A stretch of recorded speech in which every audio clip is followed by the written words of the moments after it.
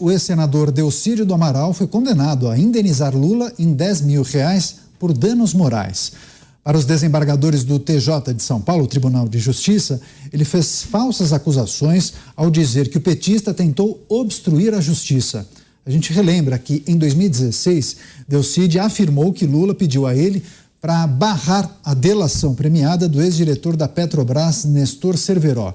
Na decisão, o TJ paulista disse que o ex-senador não conseguiu comprovar o conteúdo de sua delação. Ele ainda pode recorrer dessa decisão. Vamos girar com os nossos comentaristas. Daqui a pouco, inclusive, viu, Zé Maria? A gente vai ter o reforço do nosso amigo e colega Cristiano Beraldo, que está se conectando diretamente lá dos Estados Unidos. Agora, importante também ressaltar e relembrar para a nossa audiência que esse despacho aconteceu no âmbito da segunda instância, o TJ paulista. Então, Delcídio do Amaral pode recorrer. Agora, o magistrado disse que Delcídio não conseguiu comprovar que houve o crime de obstrução de justiça.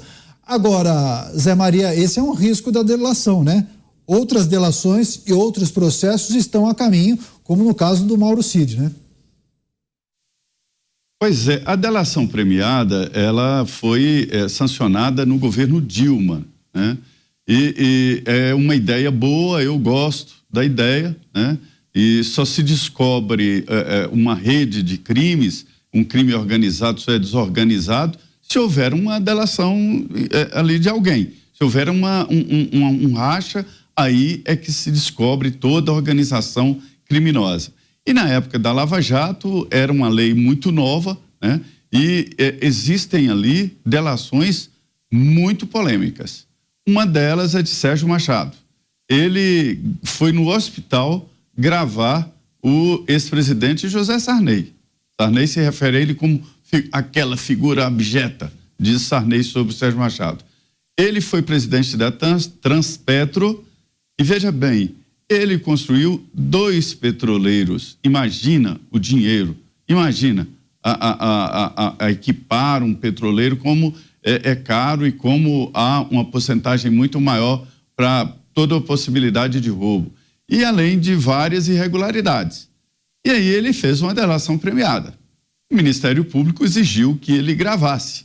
Ele saiu com equipamentos de gravação, gravando Sarney, gravando Renan, gravando Romero Jucá, e fez uma delação, ficou com muito dinheiro, preso num domicílio extraordinário, uma casa de um quarteirão inteiro, pouco tempo, e pronto. Cadê o resultado da delação premiada dele? Ninguém na cadeia, não teve resultado nenhum. O único resultado foi a delação super premiada do Sérgio Machado.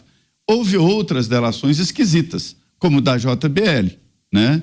E que logo depois foi cancelada e tal, mas foi uma delação premiada muito esquisita, que gravou o Michel Temer lá no Palácio do Jaburu, onde fica a vice-presidência da República.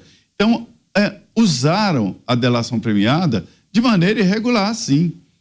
Mas veja bem, agora a delação premiada está sendo colocada num troféu de novo.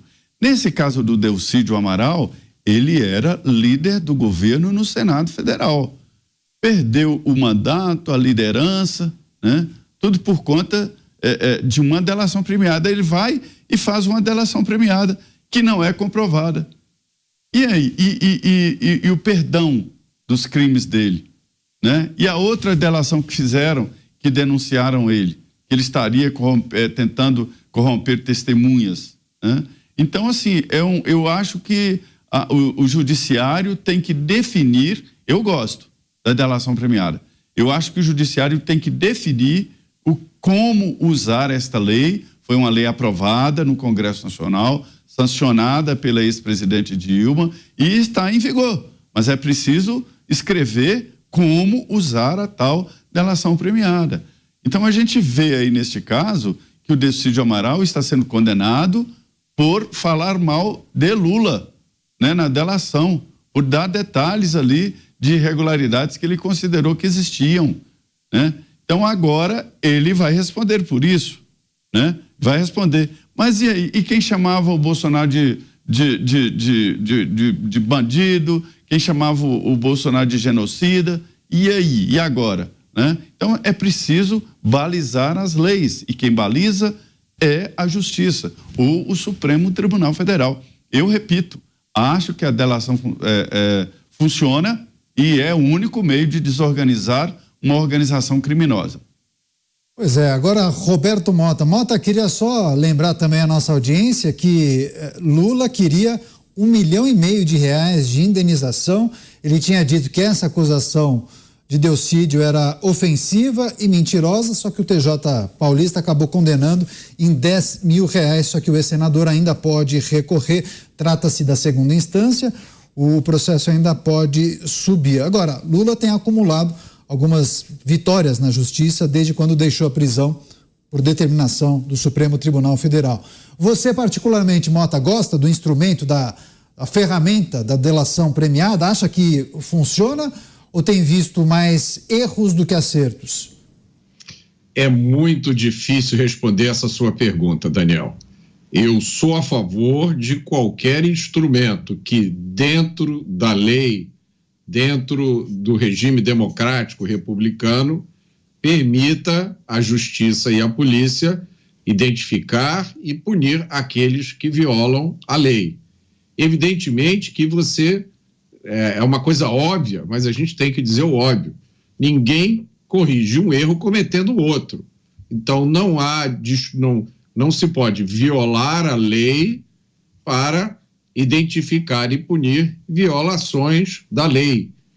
Isso é inadmissível. Então, nesse caso específico, o remédio correto, quando alguém se sente ofendido ou caluniado, o remédio correto é buscar a reparação na justiça.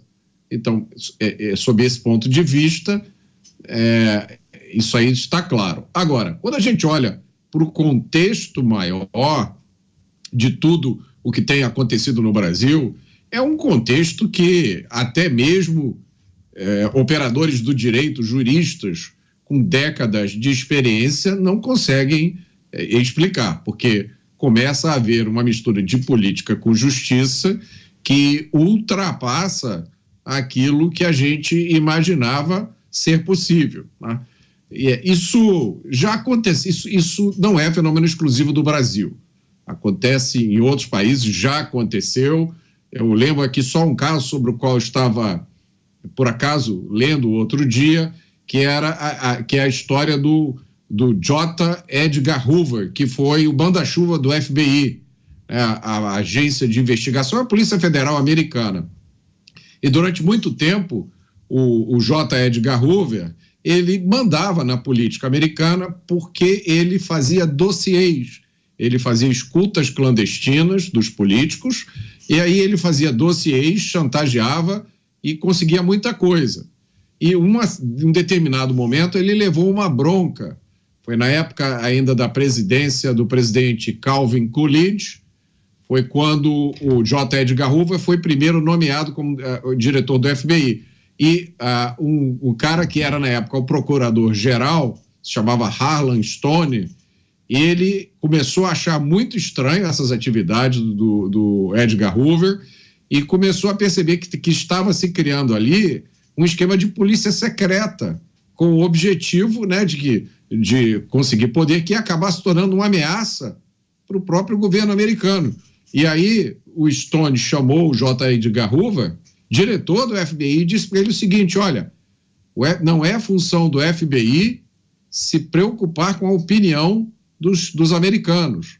O FBI tem que se preocupar com a conduta das pessoas. E mesmo assim, só com as condutas que forem proibidas por lei. Eu acho que é um conselho que continua válido até hoje. Excepcional, pitadinhas históricas com o Roberto Mota, os Pingos nos Is, o original. Quero agradecer muito a parceria, companhia, audiência de todos. Agora, Zé Maria, a nossa audiência sempre nos ajuda aqui nas plataformas digitais, inclusive a Rita Moraes, dizendo que a delação que você se referiu, daquela empresa de proteína animal, que tinha conexão com o ex-presidente Michel Temer, era JBS e não JBL, como você tinha dito. Até a moça, a Rita, disse que JBL é uma empresa de alto-falantes. Rita, obrigado pela ajuda. O pessoal tem memória boa, hein, Zé? O pessoal é incrível, aqui eles nos ajudam. Agora, Zé... Os Wesleys. Os Wesleys. Exatamente. Agora, o Ronaldo, que também sempre envia mensagens para a gente, ele escreveu o seguinte: se as vitórias de Lula na justiça, depois que ele saiu do cárcere, você consegue classificar como um efeito cascata. Uma decisão acabou ajudando a outra, que acabou ajudando a outra, inclusive no entendimento dos juízes. Ele acabou se beneficiando uma série de medidas e decisões favoráveis a ele. Olha, logo no início do processo, quando eu vi aquela quantidade de provas, é uma história muito complexa, tão complexa que se fosse um filme ninguém acreditaria. No Congresso Nacional, o Barusco, eu me esqueci o primeiro nome dele, que nem era diretor da Petrobras, era um gerente, chegou na CPI se propondo a devolver 300 milhões de dólares. 300 milhões de dólares. Todos arregalaram o olho. Se um gerente movimenta uma quantia tão grande em corrupção e se propõe a devolver 300 milhões de dólares, um diretor vai devolver quanto? Aí a coisa explodiu, começou a explodir. Então eram muitas provas, eram situações evidentes, né? Delação premiada, devolvendo milhões de dólares, e devo dizer, um bastidor dessa história, me contou um profissional que fazia parte das delações, ele dizendo exatamente isso, que a grande dificuldade para fechar uma delação premiada era quando se tratava de devolver dinheiro. Olha a mentalidade humana, como o Homo sapiens é apegado a esse objeto chamado dinheiro. Preferia ficar mais tempo na cadeia e devolver menos dinheiro naquela negociação, para se ter uma ideia do apego, né? E ali as provas eram muito fortes. E eu disse, olha, a única defesa possível desse pessoal é a chamada defesa jurídica. A defesa jurídica, ela trabalha nos meandros, nos limites ali dos julgamentos, ou seja, se houve uma investigação mal feita, se houve uma falta de defesa, e foi exatamente isso que aconteceu. Então, toda a defesa, porque eu estou contando isso, porque as pessoas às vezes falam, gente, mas se houve confissão, se houve devolução do dinheiro, por que as pessoas estão sendo inocentadas? A tal defesa jurídica. Durante o curso do processo, se houve alguma irregularidade no direito de defesa, ou se foi investigação mal feita, todo o processo cai. E aí vira mesmo a queda em cascata, né? A ponto de dizer, olha, tudo que a Lava Jato fez não valeu porque estava no CEP, né? Que é o endereço errado. E foi exatamente o que aconteceu. Muitos advogados trabalham exatamente nesses meandros da defesa jurídica.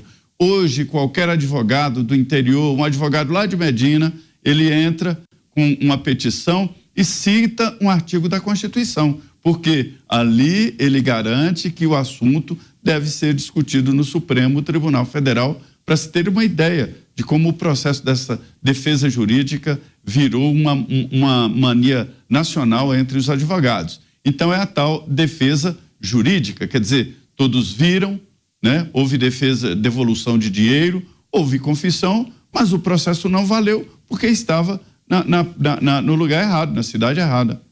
Os pingos nos is, repercutindo os principais assuntos do dia com os nossos comentaristas. A pauta do momento: Delcídio do Amaral foi condenado a indenizar o presidente Lula, porque, segundo ele, fechou uma delação premiada dizendo que o ex-presidente da República tentou, na época, presidente, em seu segundo mandato, tentou impedir o depoimento de Nestor Cerveró. Vamos acionar o Cristiano Beraldo com a gente. Beraldo, seja bem-vindo, ótima noite a você.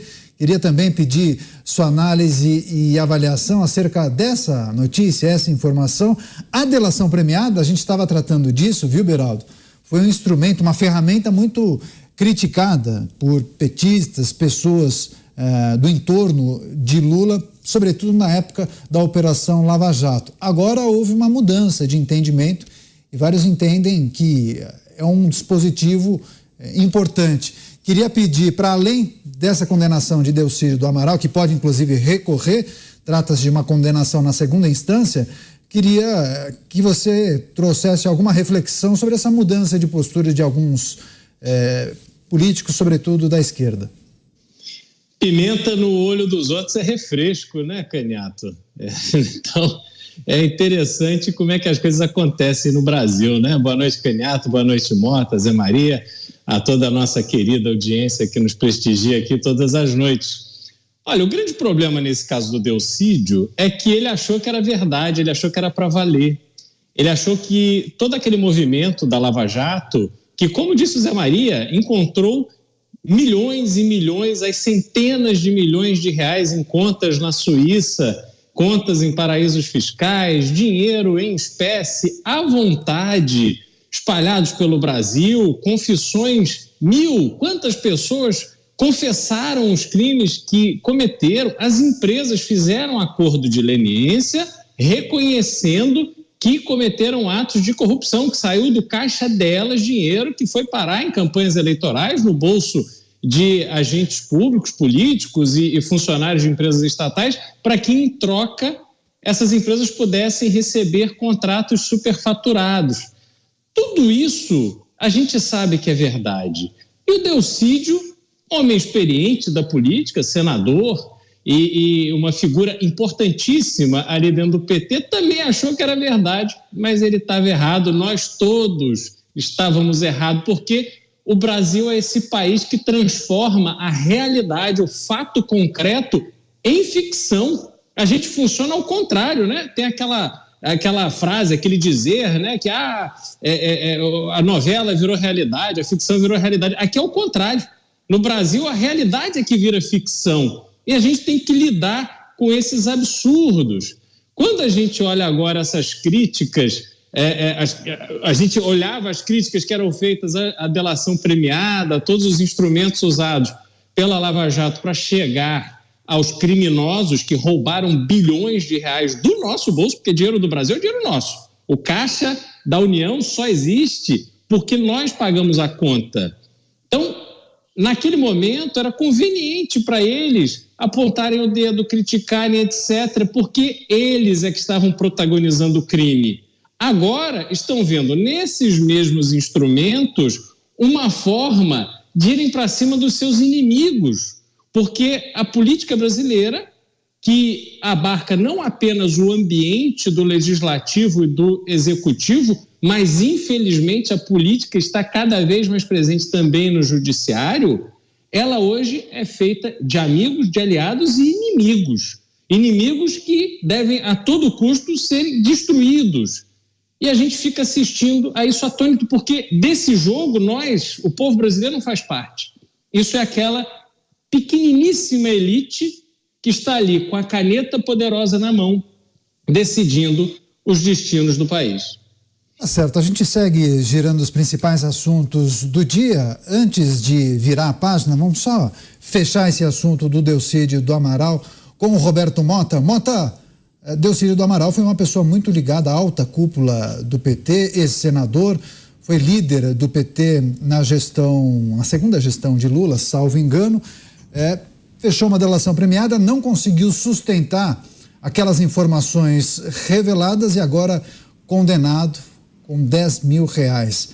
Segundo o Delcídio, o chefe do executivo teria tentado impedir o depoimento de Nestor Cerveró. Esse é um bom exemplo de quando o Instituto da Delação Premiada não funciona. Quando você revela uma informação, não necessariamente aquilo é uma invenção, uma mentira, só que você não tem dados, arquivos, não tem uma troca de mensagens no celular para embasar aquela delação. Fica somente a palavra de um contra o outro, é isso, né? Eu, do ponto de vista jurídico, Daniel, como eu falei, eu não consigo destrinchar esse enigma. A única coisa que a gente pode esperar na posição de cidadão, de eleitor, é que o mesmo critério usado para um seja usado para o outro. Se não existe provas suficientes em determinada situação para condenar alguém, em uma outra situação semelhante, que diz respeito a uma pessoa de um outro lado do espectro político, que a consistência na decisão seja mantida. Ou seja, que se tratem todos os casos sem olhar a capa do processo, sem que a decisão dependa do nome ou do cargo do réu. Tá certo. Para fechar esse assunto, Cristiano Beraldo. Beraldo, eu trouxe aqui, antes de você entrar, algumas reflexões e questionamentos por parte de pessoas que acompanham o nosso programa, fazendo uma conexão entre vitórias do presidente Lula na justiça após a saída dele do cárcere, com essa notícia da condenação de Delcídio Amaral, condenado inclusive a indenizar o presidente em R$10 mil. Você consegue visualizar ou fazer uma conexão? Trata-se de um efeito cascata? Presidente Lula acaba se beneficiando de uma decisão favorável que pode, de certa maneira, acabar gerando outras condenações favoráveis a ele? Enfim, que tipo de reflexão é possível fazer desse cenário que, nos últimos 2 anos, ele vem acumulando algumas vitórias, né? Especialmente na esfera da justiça, né? Pois é, Canhato, as vitórias vão se acumulando, porque em um determinado momento se apostou que seria Lula o nome necessário para atender os anseios eleitorais e também de desejo de poder de um determinado grupo, digamos assim, desses manda-chuvas do Brasil, né? O governo anterior, Jair Bolsonaro, desequilibrou o andamento das coisas de uma dinâmica que aconteceu no Brasil por muito tempo, que começou com o PSDB, que em tese era a direita que o Brasil tinha, mas se revelou muito mais próximo da esquerda do que a gente achava desejável. Lula ganha as eleições em 2002 e aí dá continuidade a este longo período em que essas forças todas elas estavam acomodadas. Como houve uma ruptura na dinâmica, e a gente pode citar claramente, e aí não estou fazendo nenhum juízo de valor das figuras em si, mas simplesmente usando os exemplos para a gente mostrar esta ruptura, a indicação de Cássio Nunes Marques e André Mendonça para o STF quebrou por completo esta dinâmica, era quase que um processo natural que estava ali estabelecido dessas indicações, eram pessoas sempre próximas umas das outras, sempre com um padrinho que vinha ali na indicação de alguém do contexto do judiciário, e de repente surgem 2 nomes aí fora desse ambiente. Com isso, o sistema reage, e ele reage favorecendo Lula, porque Lula continuava sendo o grande nome da esquerda brasileira. Tentou eleger Fernando Haddad, não conseguiu. Haddad performou mal como prefeito de São Paulo, sequer foi reeleito. E aí foi o nome escolhido pelo próprio Lula, não pelo PT, mas pelo próprio Lula, porque era uma pessoa, continua sendo uma pessoa da sua confiança, para substituí-lo. Não teve sucesso. Então eles tiveram que resgatar o próprio Lula e, com isso, as decisões foram todas favorecendo o Lula, a ponto de hoje a gente está diante da reescrita da história, porque a gente viu tudo que aconteceu, como dissemos aqui antes, né? São fatos concretos, só que por um interesse circunstancial foi melhor se passar uma borracha naquelas condenações, naquelas provas, naquela grana toda devolvida, e aí ir para cima de quem promoveu essa limpa na política brasileira. E agora a gente está assistindo esse vento favorável ao Lula, Canhato. Eu acho que isso continuará ainda por pelo menos mais 3 anos.